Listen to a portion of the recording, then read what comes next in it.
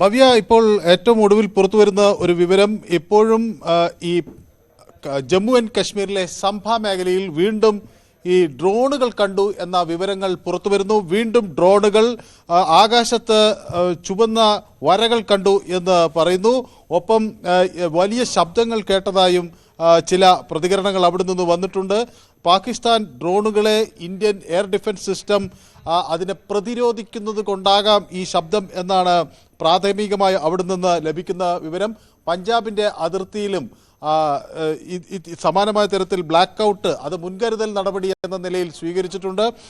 പക്ഷേ പ്രധാനമായും ഇപ്പോൾ ജമ്മു കശ്മീരിൽ ആണ് ഈ പ്രശ്നം ഉള്ളത്. ജമ്മു കശ്മീരിൽ സാംബയിൽ ഡ്രോണുകൾ കണ്ടു എന്നത് ആശങ്കയ്ക്കിട നൽകുന്നു. ഇന്ന് വൈകുന്നേരം 5 മണിക്കാണ് DGMO മാർ, ഇന്ത്യയുടെയും പാകിസ്ഥാൻ്റെയും DGMOമാർ തല ചർച്ച നടന്നത്. ആ ചർച്ചയിൽ ഇനി ആക്രമണം ഉണ്ടാകില്ല, പരസ്പരം ശത്രുതയുണ്ടാകില്ല, വെടി ഉതിർക്കൽ ഉണ്ടാകില്ല എന്നൊക്കെ അടിവരയിട്ട് വ്യക്തമാക്കിയതിന് ശേഷമാണ് രാത്രി വീണ്ടും ഡ്രോണുകൾ വന്നത്. ഇത് സർവൈലൻസിനാണോ പരിശോധനകൾക്കോ അതോ ആക്രമണത്തിനാണോ വന്നത് എന്നതിനെ സംബന്ധിച്ചുള്ള വ്യക്തതയില്ല.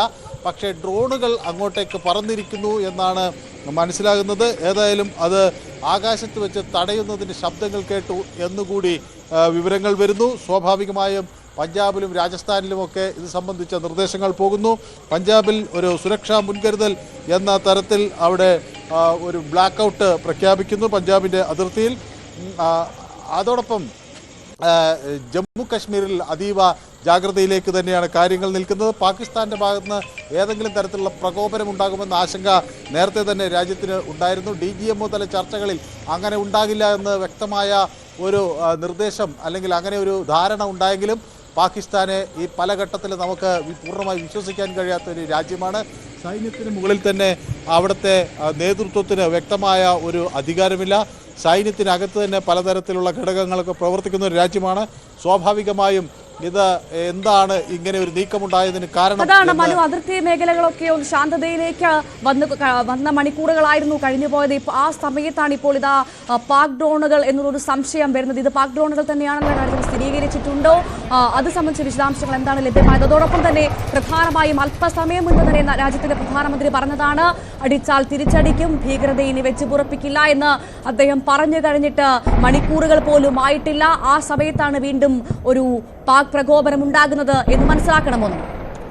ഇത് ഡ്രോണുകൾ ഒരു നിരീക്ഷണ സംവിധാനത്തിന്റെ ഭാഗമായി വന്നതാണോ അതോ ഒരു ആക്രമണ ലക്ഷ്യത്തോടു കൂടി വന്നതാണോ എന്ന് വ്യക്തമല്ല. നമുക്ക് ഒരു കാര്യം പറയാം, പാകിസ്ഥാനിൽ അവിടെ രാഷ്ട്രീയ നേതൃത്വം പാകിസ്ഥാൻ വലിയ തോതിൽ വിജയിച്ചു എന്നൊക്കെ തരത്തിൽ അവിടെ ആഘോഷങ്ങളൊക്കെ നടത്തുകയാണ്. ഡൽഹിയൊക്കെ അടിച്ചു തകർത്തു എന്ന തരത്തിലുള്ള കുപ്രചരണങ്ങളാണ് പാകിസ്ഥാനിൽ നടത്തുന്നത്. പക്ഷേ ആത്യന്തികമായി അവിടുത്തെ സൈന്യത്തിനും നേതൃത്വത്തിനും അറിയാവുന്ന ഒരു കാര്യം, അമ്പെ പരാജയപ്പെട്ടു എന്നാണ്. അപ്പം അതിൻ്റെ ഒരു പക വീണ്ടും അവർക്ക് പൂർണ്ണമായി തീർന്നിട്ടില്ലയോ എന്ന സംശയം അങ്ങനെ നിൽക്കുന്നു. ഏതായാലും രാജ്യം അതീവ ജാഗ്രതയിലാണ് എന്ന് സേനാ മേധാവികൾ വ്യക്തമാക്കി കഴിഞ്ഞു.